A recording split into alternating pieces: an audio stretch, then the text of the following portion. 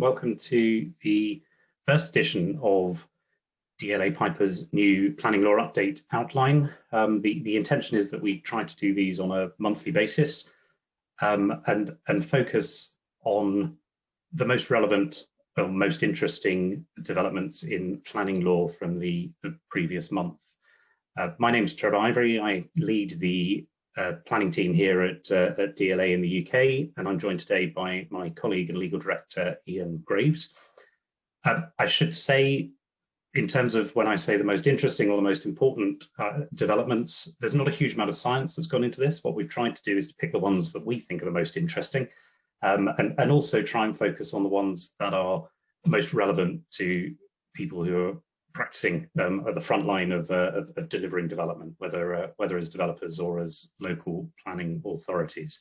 So hopefully you will agree with the choices that we've made. The idea is that we try to keep them fairly succinct. So we're looking to talk for about 30 minutes, 45 minutes maximum, in order to allow time for questions afterwards. You've all been muted in order to assist with recording, but the Q&A function is open throughout the course of the talk. So please do, if you have questions, ask them in the Q&A box, and we will try to deal with as many of them as we can at the end of the session. So without further ado, I wanted to start just with a very quick update on the legislative changes that we saw in November. There were a few.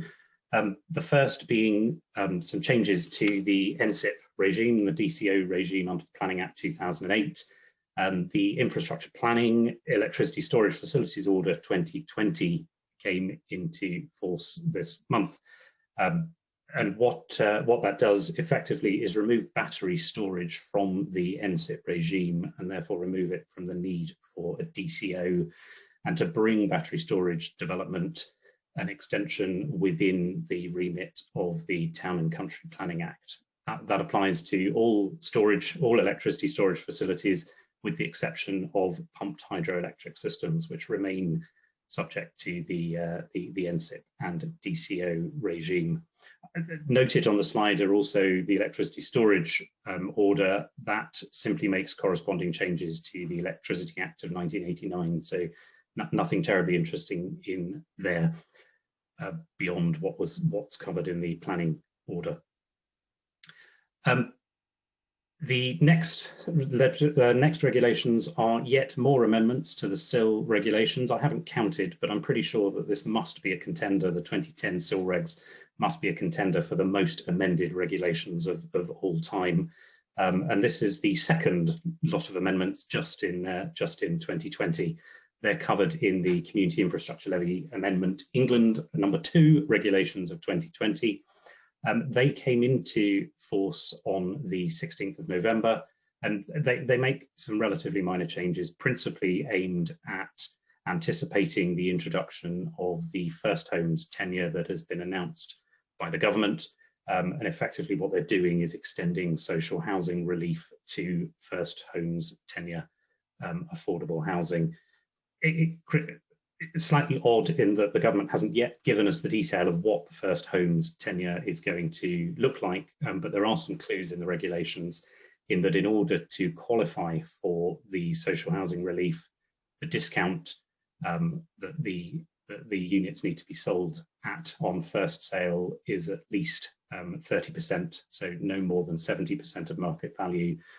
And also there needs to be a planning obligation, Section 106 agreement in place to secure that discount on the future sales. They are the two criteria that the regulations introduce. There are also some corresponding changes, really just tidying up changes to clawback in connection with discount market housing tenures in order to bring them into line with the approach that's been taken for first homes. So they took effect from the 16th of November, although whether anyone's delivering first home yet, I'm not sure, given that the government haven't told us exactly what it is. And perhaps the more significant change last month in the legislative sphere was more changes to the permitted development rights, this time through the Town and Country Planning General Permitted Development England Amendment Regulations 2020. There were three key sets of changes in here. The first were extensions to a lot of the temporary permitted development rights that were introduced earlier in the year in response to the pandemic. Those have all been extended to various dates in the next year or so.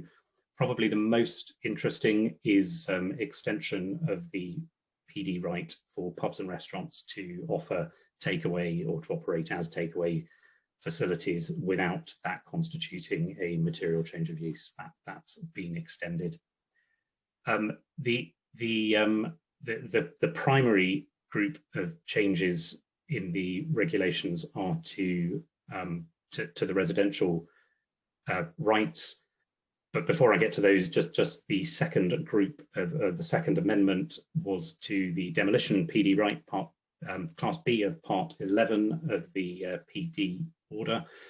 The effect of the change is to exclude demolition of concert halls, live music venues and theatres from the demolition PD right.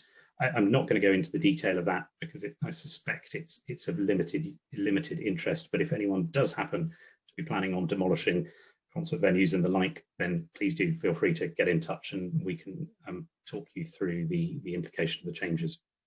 But as I say, the biggest change, I think, in these regulations is to all of the PD rights that involve permission of residential dwellings, whether that's conversion from existing use to dwelling or whether it's erection of new dwellings under the rights available. This change takes effect from the 6th of April next year, and the result of the change is that from the 6th of April, the PD rights will only be available if the dwellings that are to be provided are at least 37 square meters or otherwise comply with the national space standards that have been published. The change potentially, therefore, I think is quite significant. Critically, there are transitional provisions insofar as the restriction on the PD right does not apply to any prior approval request that is made and submitted to the local planning authority prior to the 6th of April next year. So if you're a planning authority, potentially expect an uptick in applications for prior approval between now and the beginning of April when people try to avoid those restrictions. But from the 6th of April next year, any prior approval application will need to deliver dwellings that meet that 37 square metre requirement or otherwise comply with the national space standards. And that probably takes us quite nicely into our first case, the very high profile and very unsuccessful challenge that was made to the last set of changes to the PD rights and critically the use classes order. So Ian, over to you. Thanks, Trevor. Thank you to everyone for joining us this morning. Yeah, as Trevor said, this is probably one of the most significant developments in planning in sort of recent months. The government has got quite significant plans to change the planning system, and I think that these changes to the use classes order and to the permitted development regime can be sort of seen as maybe a down payment on that.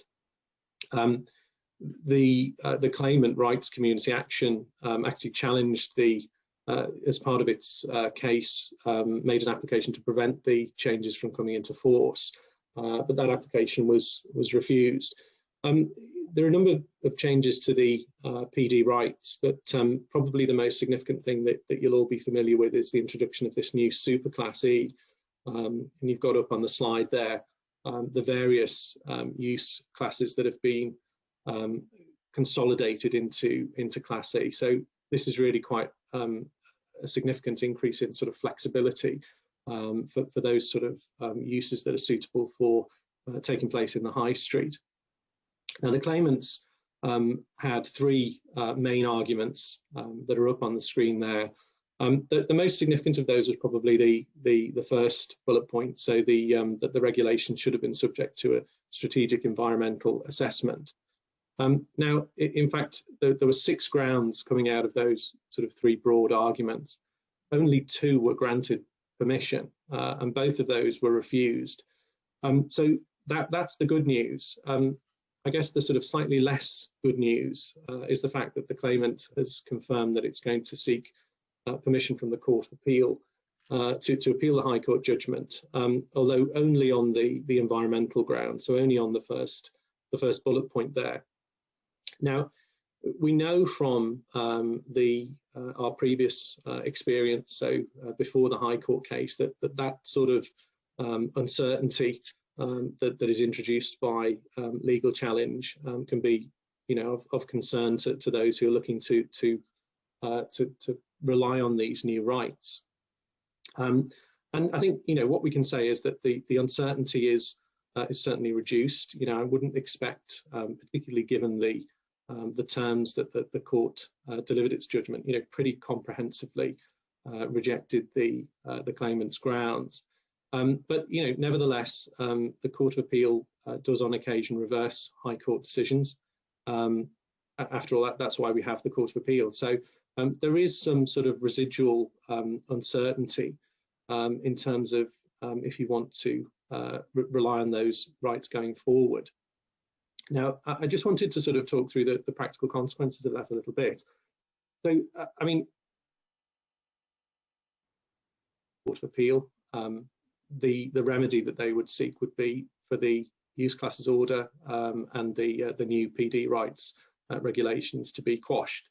And in that situation, so if you were in a position where you'd made a change of use, so say from a shop to an office based on the new use classes order, technically at that moment when the order is quashed, that change would need planning permission. And so what flows from that is that the local planning authority, strictly speaking, could take enforcement action against that change of use. Now, I think, in sort of practical terms, the government is, plainly is committed to reform of the planning system.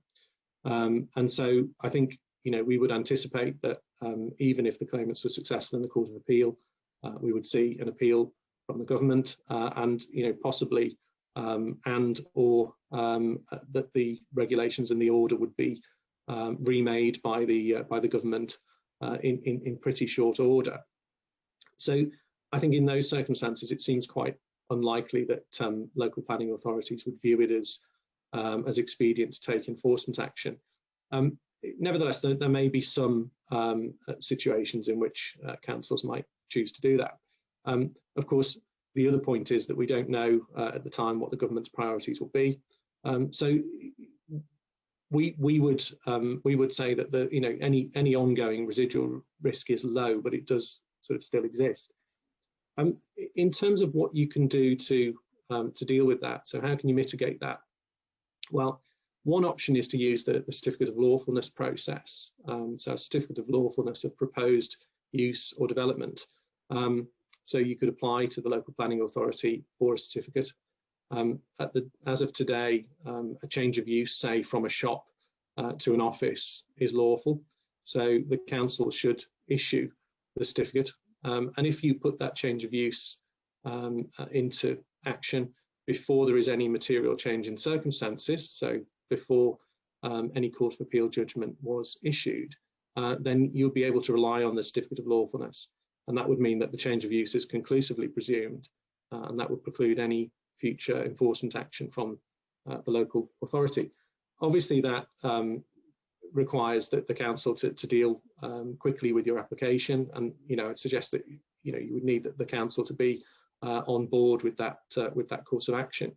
In fact, before the High Court case, I advised a client who was quite concerned about the sort of uncertainty around relying on the new use classes order, because they were going to incur quite significant fit-out costs for their particular change of use. So they were very keen to mitigate any risk. And the approach that they took was to make a certificate of lawfulness application, and also at the same time a sort of twin track approach. They were concerned that there might be a negative judgment from the High Court while the certificate of lawfulness was being determined. So what they did was they did a twin track approach, where they also at the same time made a planning application for the change and agreed with the local authority that the local authority would only determine that planning application in a situation where that the High Court quashed the use classes order. So the council was on board with that, and as it happened, the client got their certificate of lawfulness and has now implemented that change. So that's one possible way of mitigating risk if that's something that you're concerned about. Just in terms of other situations that some uncertainty might be introduced. So, for example, if you are drafting a lease, for example, and you want to refer to use in the user clause or whatever it is, I think, you know, at this stage we'd suggest that the use is just described. So, you know, shop or office or whatever it might be, rather than a specific reference to a class in the use classes order. You know, there's no requirement to name a use class, to describe a use class. So in those circumstances, we'd suggest that the sensible thing to do is to just describe the use, and then you're sort of future-proofed whatever happens in the Court of Appeal. Similarly, I think if you are applying for planning permission, or if you're a council, if you're going to grant planning permission, again, in the description of development, we would suggest that uses are simply described in sort of practical terms, and no use class is referred to. Again, that will just ensure that you're future-proofed whatever happens in the Court of Appeal. There's just one other thing I wanted to pick up about the case. We just have the next slide, Trevor, which is this quote. I won't read it out, but I mean, this quote I found quite interesting. It came right at the beginning of the judgment, and the court here is very keen to just to make clear what the scope of judicial review is, and really just sort of making clear that it's not getting involved in politics or policy making.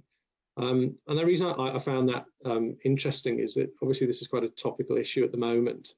In terms of the government is looking very closely at the scope of judicial review after recent cases surrounding Brexit and so on. And you might know that recently there was a consultation that's just closed that's aimed at gathering evidence in relation to potential changes to judicial review, which obviously would be very significant in the planning sphere. And you know, no doubt if changes come forward, we'll be talking about those in a future outline session. Thank you, Trevor. Thanks, Ian. It is an interesting point, isn't it, that the fact that the judge felt, or the judges in this case felt it necessary to stress that they were not going to consider the political merits of the change, feels as if there's an element of trying to make clear that the Article 50, the prorogation cases are not judicial overstep and not a sign of things to come. And that, I think, is relevant for us, isn't it, in planning, because so often we see courts saying they're not prepared to get involved with the merits of a particular decision, and this feels as if it's making that point very clearly. And it's interesting to me that the judge felt the need to say that at the beginning, almost getting his defence in early, for the benefit of the members of Parliament, perhaps, who were going to read it. But moving on, I think if you only read one case from November, this for me is probably the one. It's been relatively uncommented on so far, but actually I think the implications are quite significant for anybody looking to bring forward large master planned development, whether that's residential estates or whether it's mixed use urban sites. But if it's master planned outline schemes, then this potentially has some quite significant implications. So it's a Court of Appeal case, Hillside Parks and Snowdonia National Park.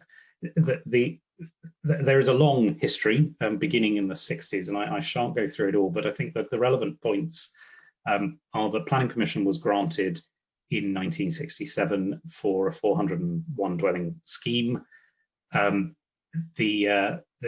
Just as an aside, a sign of how things have changed since the 60s, that planning permission was subject to just one condition, That condition is not relevant to the case, but it's interesting. It was a pre-commencement condition requiring drainage to be approved, but that was the only condition on the permission. I find that quite sweet, given that you'd get more than one condition on a conservatory going on the back of your house these days. The idea you get 401 dwellings with one condition, oh, happy days. But there we are. The world has moved on. Critically, that planning permission in 1967 incorporated what was described as the master plan. That was an approved drawing, and that master plan showed the siting of all of the dwellings. It also set out the layout of the internal roads and footpaths, and it included a key that specified the 5 dwelling types that were going to be pepper potted across the site. The construction began. Houses began to be built, but not very many. And further bits and pieces happened from 1960s on into the 1980s, none of which is entirely relevant, so I'm not going to dwell on it.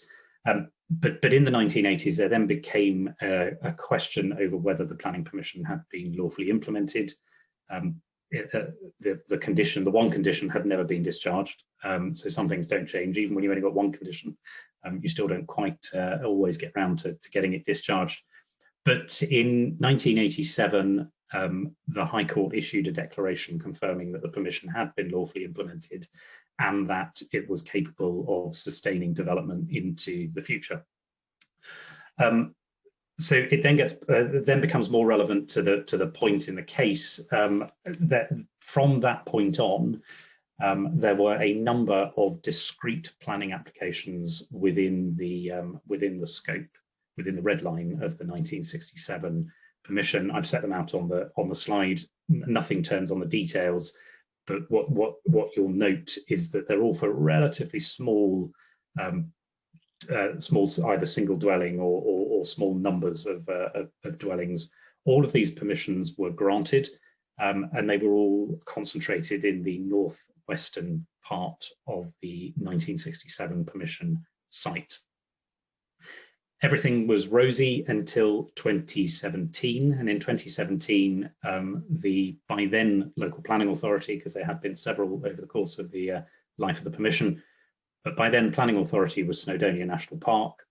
There was seemingly a change of heart within the authority, and in 2017 rather, they formed the view that in fact the 1967 planning permission was no longer capable of implementation, and therefore took against development.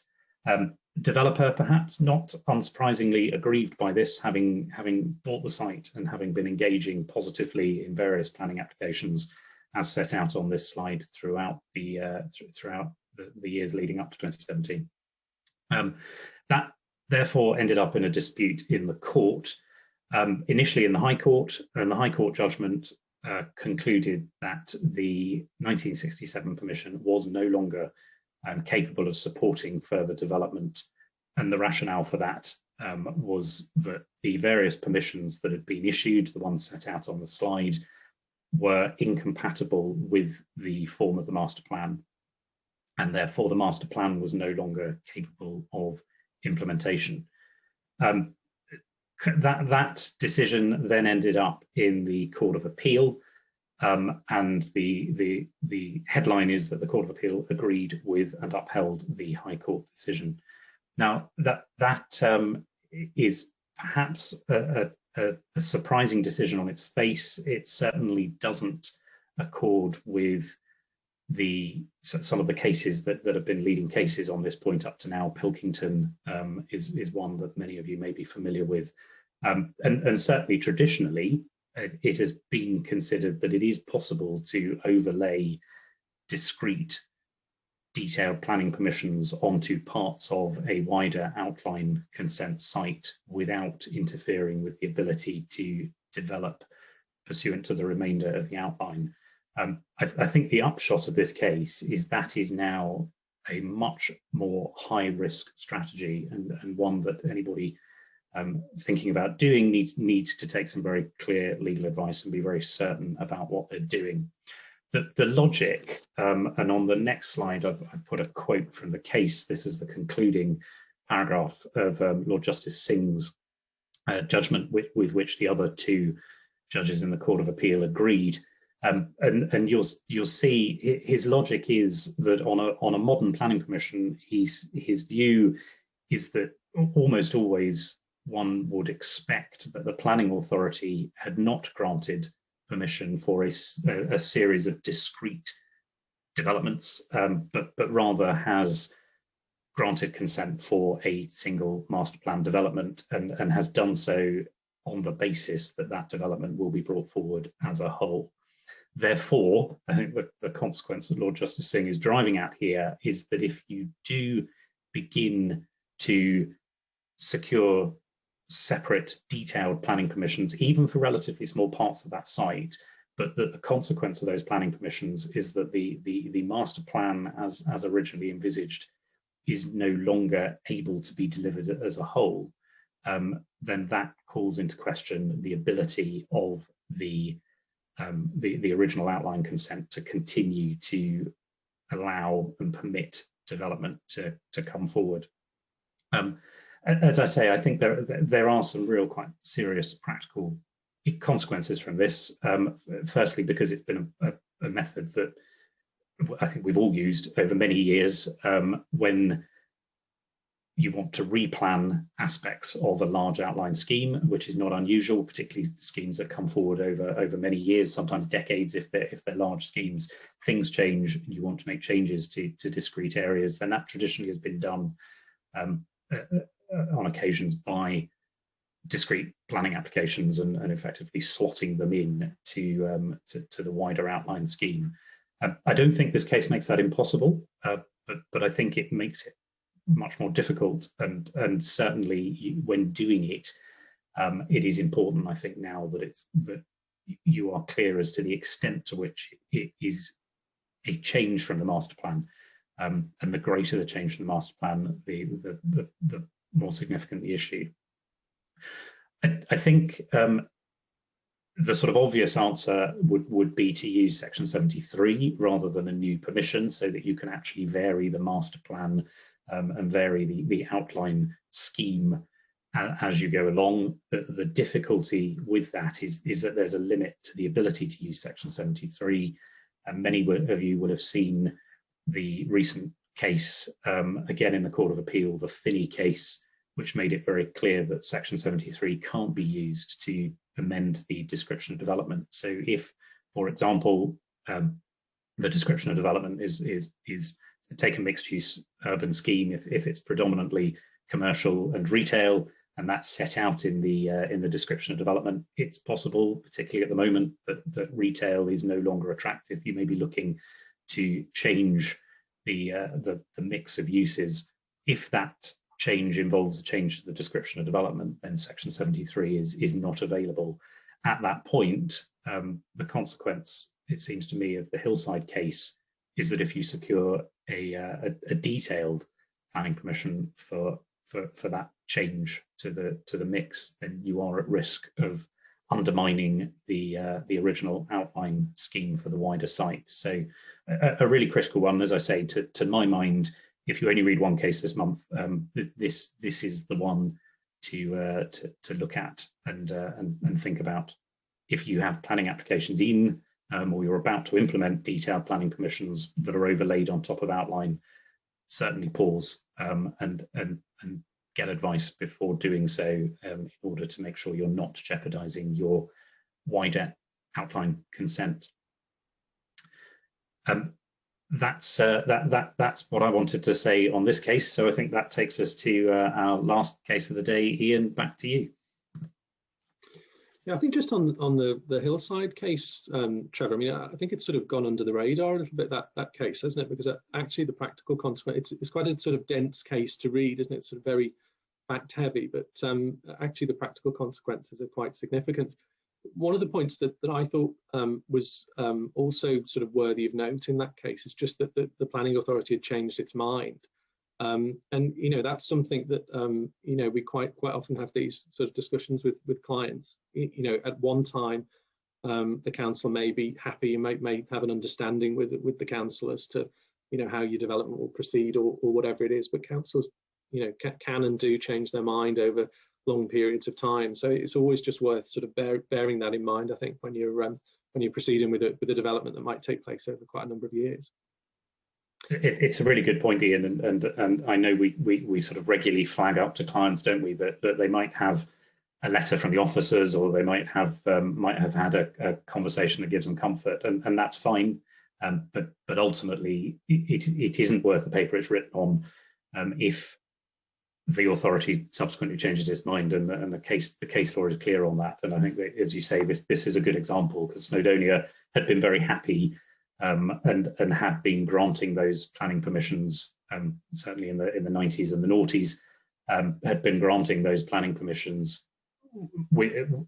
without any suggestion that they were in any way sort of going to have a consequence for the 1967 permission. It was a subsequent, certainly as I read the facts of the case, it would appear it was a subsequent change of heart, and that can leave you exposed if you haven't gone through the legal processes to get the certainty that you need as a developer, which is usually a lawful development certificate, isn't it? Indeed. So Hawkhurst, well, this is on to a nice sort of sensible High Court decision that I think, you know, most of us on the call will find quite comforting, I think. So this is a case about a development site in the village of Hawkhurst, which is close to quite a major A road junction that's suffering from quite significant traffic congestion. Actually, a lot of the congestion, it turns out, is caused by through traffic rather than congestion that's generated through within the village, rather. But that's an aside. So the local authority, Tunbridge Wells Council, and the Highway Authority, Kent County Council, are very concerned about the capacity of this junction. Now, the county council had adopted what is a sort of quite an inconsistent position on the sort of impact of this congestion, and at one point, in fact, had suggested that it was going to adopt a policy of objecting to any further development within the village because of the severe traffic issues. And it later changed its mind on that after legal advice. I think that, you know, reading between the lines in the case, I think that the county council's position had sort of fueled the situation locally in terms of opposition to new development. I think that from the facts as they're described in the case, effectively the county council did want to oppose sort of further cumulative development, but it was concerned that it wasn't going to be able to defend that on appeal as a reason for refusal. We could have the next slide, please, Trevor. So the developer in the case submits an application for a later living scheme, and as part of the application has submitted a transport assessment, so a transport statement rather, so not a full transport assessment, but nevertheless found that the development will cause a very small increase in traffic of, you can see that 0.2% increase at peak hours, which not surprisingly concluded that it wouldn't be material. And in line with the County Council's recommendations, also agreed to provide a contribution towards the upgrade of local public transport links. I think specifically it was upgrades to the bus service. And the County Council didn't object to that or query the traffic calculations in any way. Now, before coming on the call, I looked this up on the internet, and according to the 2011 census, there are just over 4,900 residents of Hawkhurst. And unfortunately for the developer and for the local authority, at least one of those was a planning solicitor. So when we get to the planning committee, it was argued by a number of objectors that what the council hadn't taken into account was the cumulative impact of the traffic generated by this scheme with other committed development. And one of the specific things that they were relying on was a a transport assessment, so a much more sort of detailed piece of work that had been submitted in relation to an application for another proposed development within the village, a golf club. And the significance of this transport assessment was that it had looked at in the no change scenario, effectively in the assessment, so without the golf club development, it had looked at the impact of all the other committed development within the village, plus the sort of natural growth in traffic going forward, I think as far as 2033.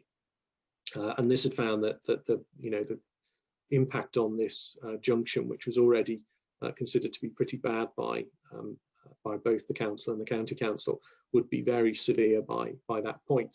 So the objectors were arguing that this was a material consideration that should be taken into account by the borough council, and it was a reason to refuse the application.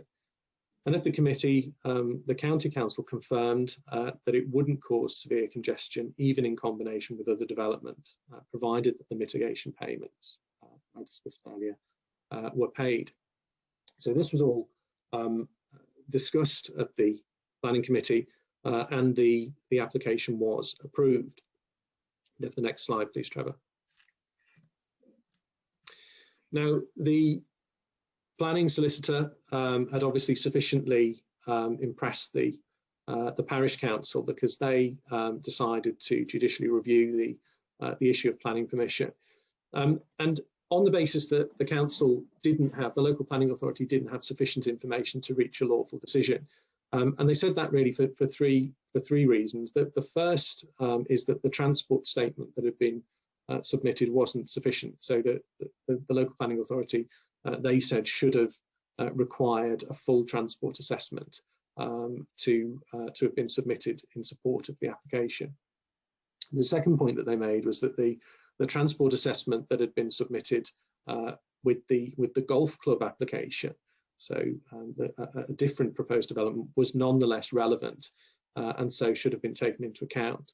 And then for good measure, they suggested that the local planning authority couldn't rely sort of uncritically on the county council's judgment. And that was because the local planning authority itself didn't have any independent evidence that it could look at to sort of make an independent judgment as to the correctness of the county council's advice. Now, the relevant paragraphs I've put up on the slide there, they're 108 and 109 of the National Planning Policy Framework. And effectively what these say is that the council needs to assess whether there are significant impacts on the capacity of the highway network, whether they're mitigated. But particularly, development should only be refused if the residual cumulative impacts would be severe. And this was the question that the council had to wrestle with when granting planning permission in this case.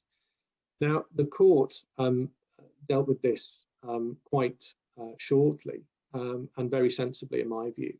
And what the court said is that, the judgment as to whether impacts are significant often will require technical information, but the amount of information that is required will be proportionate to the impacts of the scheme. And whether the impacts are significant or not is something that is a matter of planning judgment for the council, and the court will only interfere with that if it's irrational. And secondly, the question of whether the impact of a proposal will be severe is also a matter of planning judgment. So the court held that the local planning authorities' decisions on both of those matters were well within the ambit of a reasonable decision maker, and so the claim was dismissed. And I think that this is another example of the courts really sort of upholding good pragmatic decision making and being respectful of councils, of the space allowed to councils to make planning judgments. And really the court's sort of not getting involved in kind of technical legal arguments around evidence and so on. The court was quite happy that the council was entitled on the evidence that it had to make an overall judgment. Ultimately, what it said is, look, the traffic effect of this development is not significant, it's not material.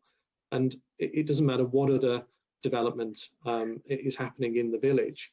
If the impact is not material, then it's not material, and the council was completely entitled to come to that view based on the evidence in front of it. So a good, sensible decision that I think we can all get behind. And as I say, another reassuring indication that the courts are not going to tolerate sort of legalistic arguments, and they're going to give councils enough space to make good planning judgments. Thanks, Trevor. I think we've got some questions coming through. Yeah, I will stop sharing my screen. So, in terms of any questions, if people do have them, then do keep them coming. Ian, a question regarding the use classes order and the impact around the question of the timing of a certificate of lawfulness. The questions come through. What's the situation if you got a certificate of lawfulness, but before you implemented it, the Court of Appeal had quashed the regulations? What's the implication there?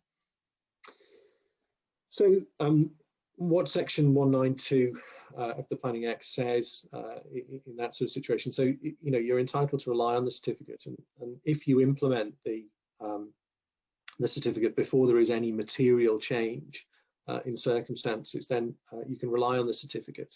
And as I said earlier, that will mean that the change of the lawfulness of that change is conclusively presumed. I think if in the intervening period before you've been able to implement your change, the court were to quash the regulations, then I think in those circumstances that would be a material change. It obviously would be. And in those circumstances, you wouldn't be able to rely on that certificate. So I think this is that I talked about the client earlier that adopted this sort of twin track approach. And that was part of the reason that they did that, in case something happened during the consideration of the application. Obviously, once you've got your certificate, you do have to put it into, you do have to implement that change very quickly as you can do, so that nothing can, no material change can arise and sort of cause problems for you in that sense. And staying with use classes for a minute, another question, not directly linked to the case, but on the changes to the use class order, and I guess particularly in the context of the new superclass E. The question is, how should developers approach existing planning permissions that refer to old use classes? So the way that the order rather operates is to say that effectively, if a use was in Class A1 on the day before the order came into effect, it's now in Class E. So if you have a planning permission that refers to a particular use class that no longer exists, if you go to the order and look it up, it will tell you what the new use class is. So as I say, for shops A1, that would now be Class E. Thanks. And just next question, I think looks like it's one for me, in that it's back to the Hillside case that I was talking about, and the question is what's the point of getting an outline consent for a master plan if you bring forward a site over a number of years and then the master plan is not effective? I think it's an interesting question. And I think the consequence of the Hillside decision is trying actually to give the master plan effect.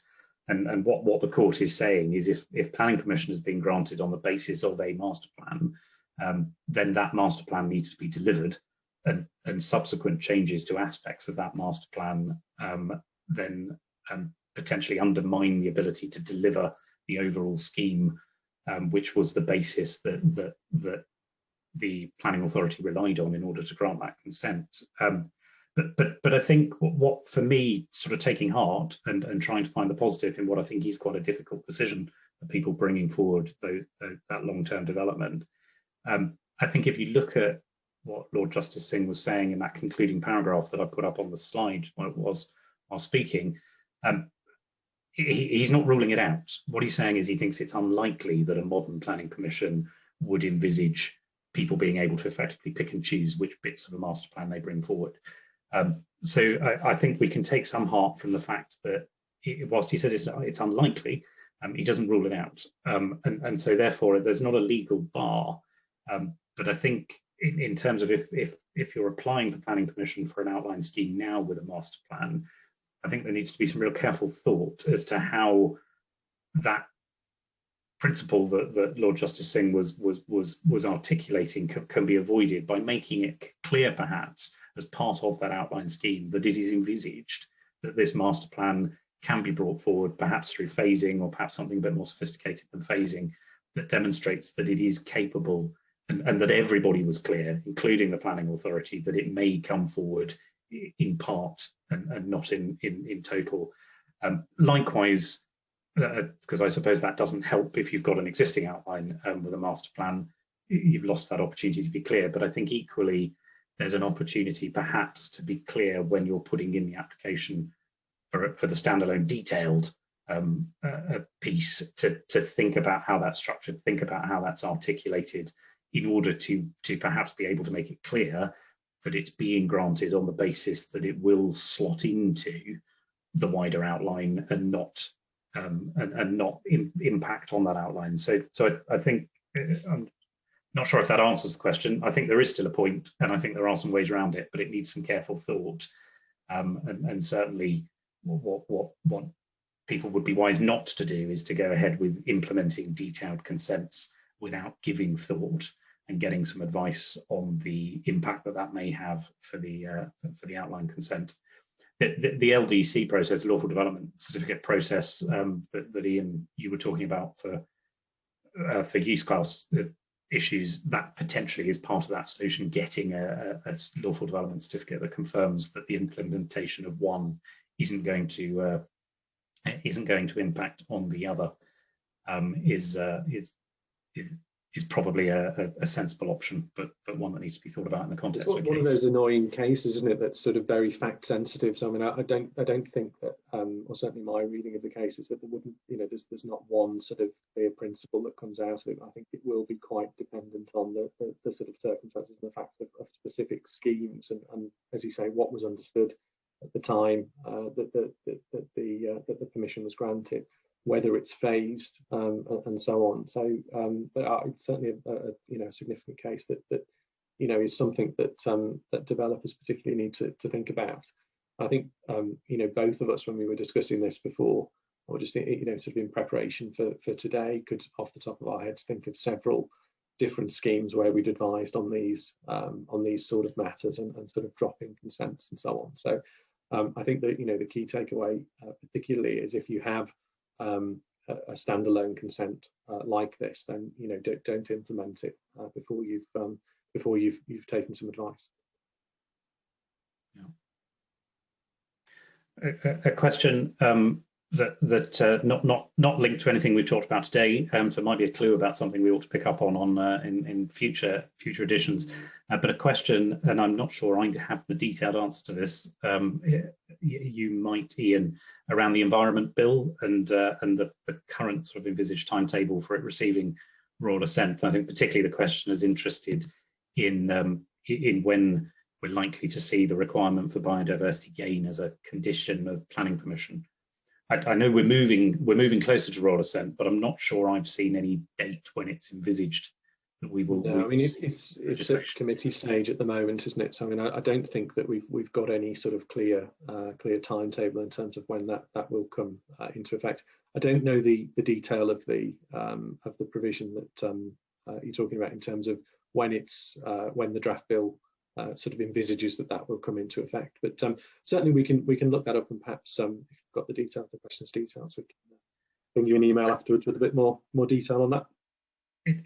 It's a key piece of legislation that's meant to keep the system running post the 31st of December. I think it was supposed to come into effect on the 1st of January, wasn't it? But that feels like it's unlikely to happen now. Who saw that coming? But I think the other thing that I'd say in terms of the answer is, once royal assent has been given, that doesn't necessarily mean that the requirements of what will then become an act immediately come into force. Quite often, legislation is brought in stages through commencement orders. So I think the things to look out for are both royal assent, but also to look out for whether the biodiversity gain requirement is an immediate requirement, or whether it is dependent on further statutory instruments to be brought forward by DEFRA in order to bring it into commencement. But it's not going to be in place for the end of the transition period on the 31st of December. I think the government's been occupied with other things, hasn't it? I think this year was supposed to be the year of sort of preparation for Brexit, wasn't it? But something else happened in the meantime. Just remind me what that was. Yeah, it's been a great year to be in government, I suspect. Not quite what was on the plan in January, as for the rest of us. Okay, well, that I think that's all of the questions. So thank you, Ian, and thank you to everyone who's joined us today. We will be making this available online as a recording afterwards, so we'll send the link through in case you enjoyed it so much that you want to listen to it again.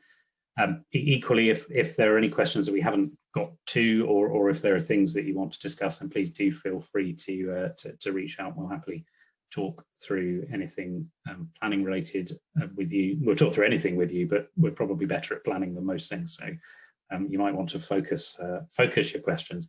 But thank you. I hope it's been useful and interesting, and look forward to seeing you in our next session, which will be coming forward in January, and the date will be circulated very shortly. And in the meantime, it is December now, so I suppose I can just about say have a happy Christmas to you all. Many thanks. Bye-bye. Thanks all.